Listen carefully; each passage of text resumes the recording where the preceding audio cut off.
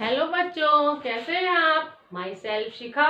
बच्चों, आज से मैं आपके लिए हिंदी व्याकरण की क्लास स्टार्ट करने जा रही हूँ। जो बच्चे हिंदी व्याकरण पढ़ रहे हैं और जो लोग टेट, सी टेट या फिर अदर कंपटीशन की तैयारी कर रहे हैं, उनके लिए क्लास बहुत ज़्यादा हेल्पफुल होगी। और इसके बाद मैं आपके लिए MCQ क्वेश्चन भी लेकर आऊंगी।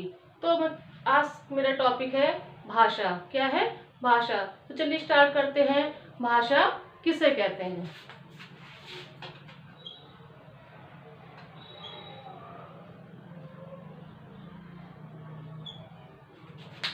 बच्चों देखिए, जब हम किसी के विचारों को या किसी के भावों को सुनते हैं या फिर अपने विचारों को दूसरों के सामने प्रकट करते हैं, तो हम किसका प्रयोग करते हैं? भाषा का। बिना भाषा के तो हम ये कुछ भी काम नहीं कर सकते हैं। तो पहले देखते हैं कि भाषा किसे कहते हैं।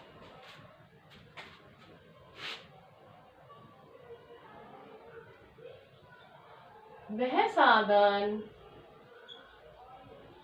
जिसके द्वारा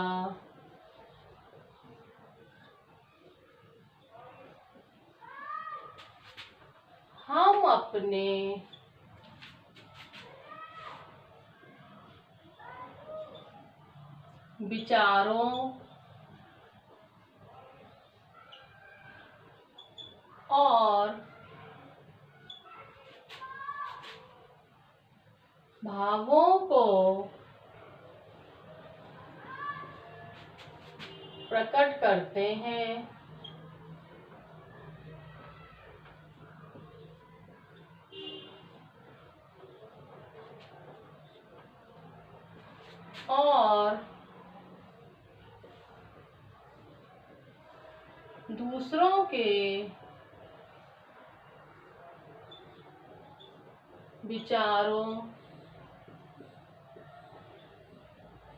हैं, और दूसरों के विचारों और भावों को समझते हैं,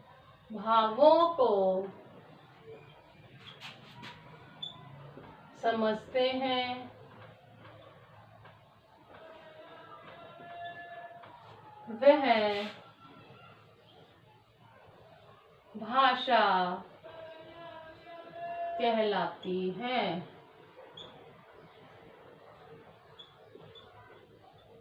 एक फिर से रिपीट कर रही हूँ। देखिए, भाषा किसे कहते हैं? वह साधन जिसके द्वारा हम अपने विचारों और भावों को प्रकट करते हैं और दूसरों के विचारों और भावों को समझते हैं, वह भाषा कहलाती है। अब देखिए, भाषा की शब्द की उत्पत्ति किस प्रकार हुई। तो देखिए, भाषा शब्द की उत्पत्ति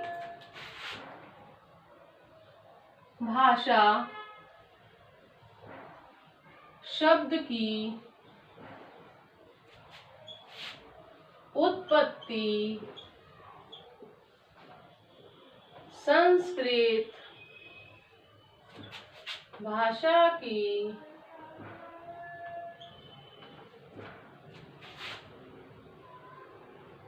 भाष धातु से हुई है, जिसका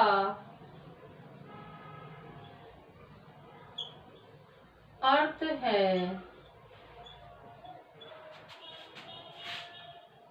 वाणी को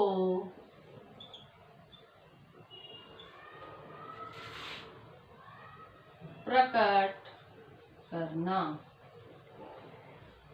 देखिए बच्चों, भाषा शब्द की उत्पत्ति संस्कृत भाषा की भाष धातु से हुई है, जिसका अर्थ है वाणी को प्रकट करना। इतना समझ में आया ना बच्चों कि भाषा किसे कहते हैं? भाषा वह साधन है जिसके द्वारा हम अपने विचारों और भावों को प्रकट करते हैं और दूसरे के विचारों और भावों को समझ सकते हैं, उसे भाषा कहते हैं। और भाषा शब्द की उत्पत्ति संस्कृत भाषा की भाष धातु से हुई है। इतना समझ में आया ना बच्चों। अब मैं आपको भाषा के रूप बताऊंगी।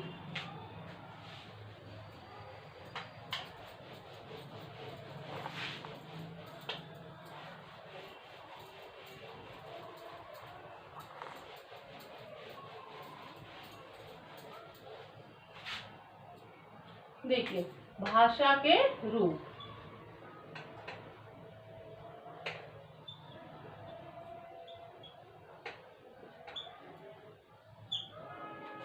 तो भाषा के दो रूप होते हैं। कितने होते हैं? दो रूप होते हैं। भाषा के दो रूप होते हैं। नंबर 1,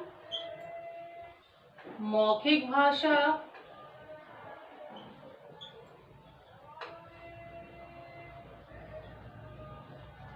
नंबर 2, लिखित भाषा।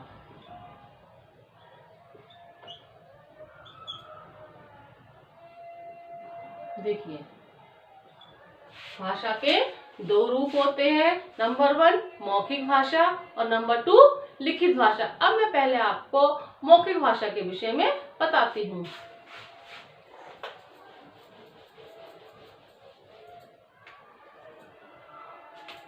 देखिए, नंबर 1, मौखिक भाषा।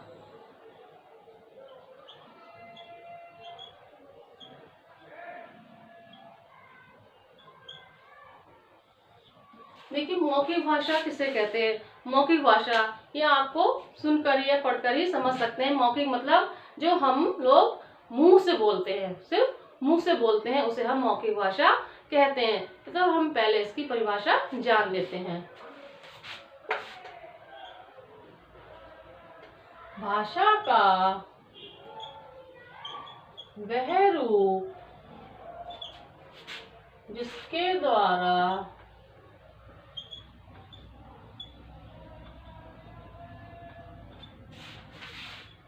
हम अपने विचारों को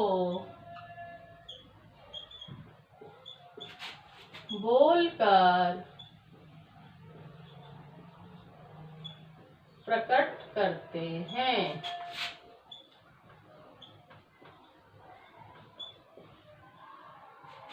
वह मौखिक भाषा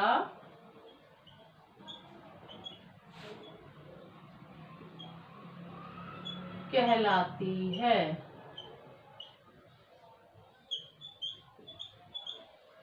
क्या है मौखिक भाषा? भाषा का वह रूप जिसके द्वारा हम अपने विचारों को बोलकर प्रकट करते हैं, वह मौखिक भाषा कहलाती है। अब मैं आपको इसके उदाहरण बताऊंगी। क्या है इसके उदाहरण? जैसे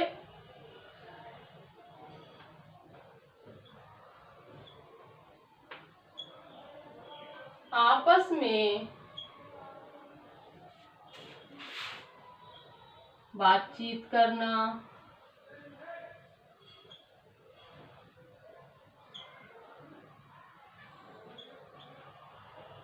टीवी देखना, या फिर फोन पर बातचीत करना। फोन पर बातचीत करना,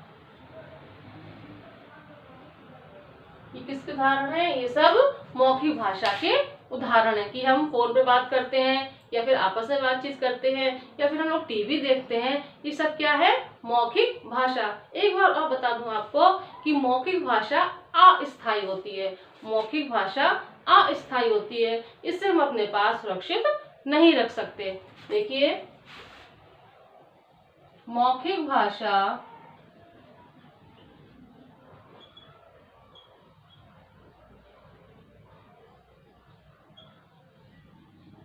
अस्थायी होती है।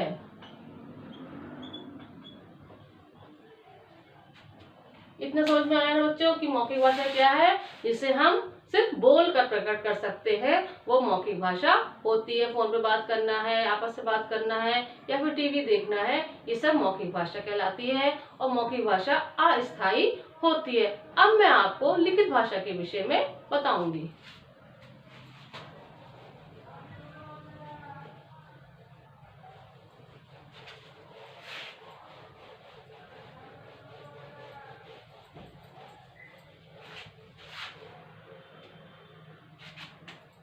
नंबर 2, लिखित भाषा।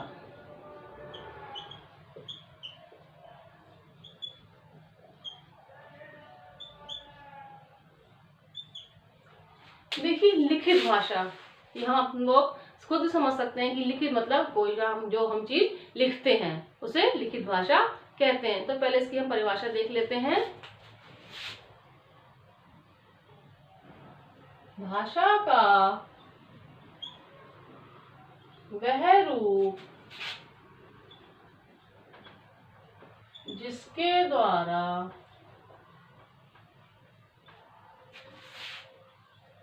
हम अपने विचारों को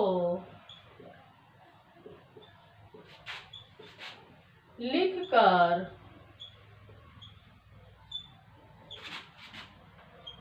प्रकट करते हैं, वह लिखित भाषा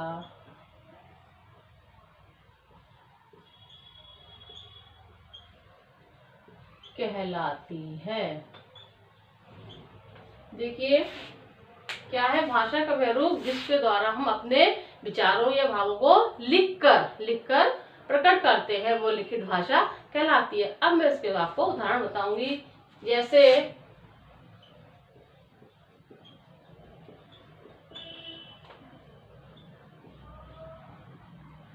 निबंध लिखना,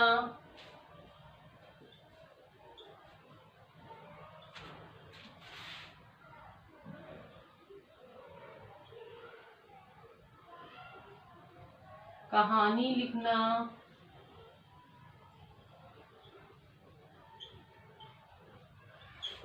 कविता लिखना,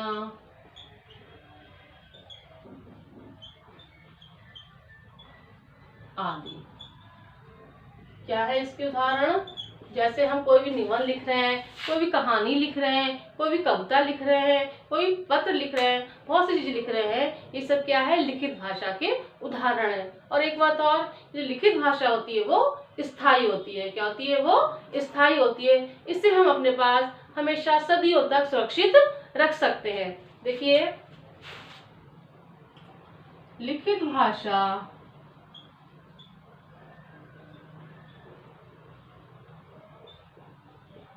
स्थायी होती है और इसे हम अपने पास हमेशा सुरक्षित रख सकते हैं। इतना समझ में आया ना बच्चों?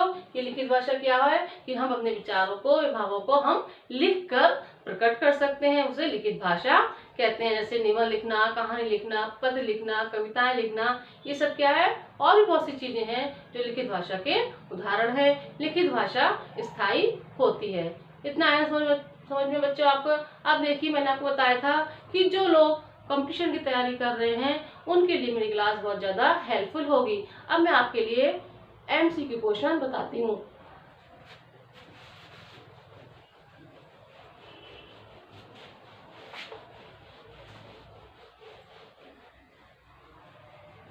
देखिए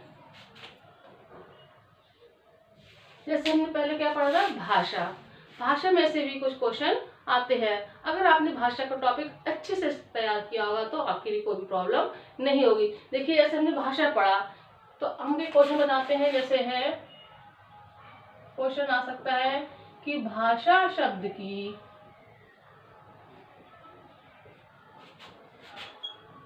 उत्पत्ति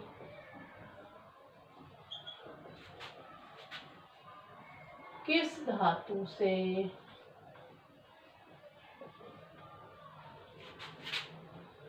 हुई है? अब देखिए क्या है ऑप्शन,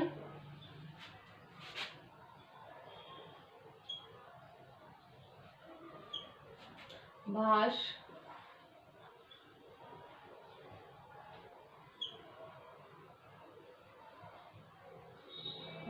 नंबर 3,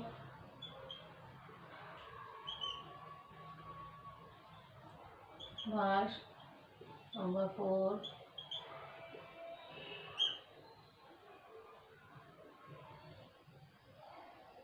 भाष।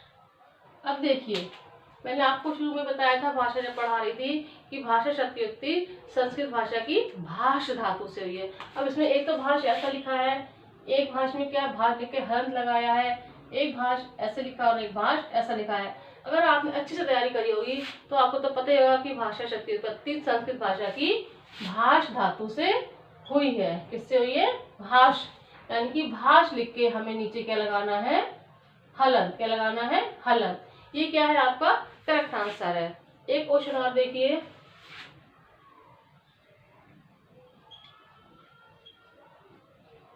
भाषा के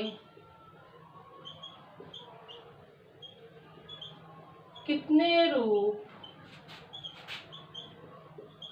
होते हैं? क्या ऑप्शन है? 4, 3, 2, 1।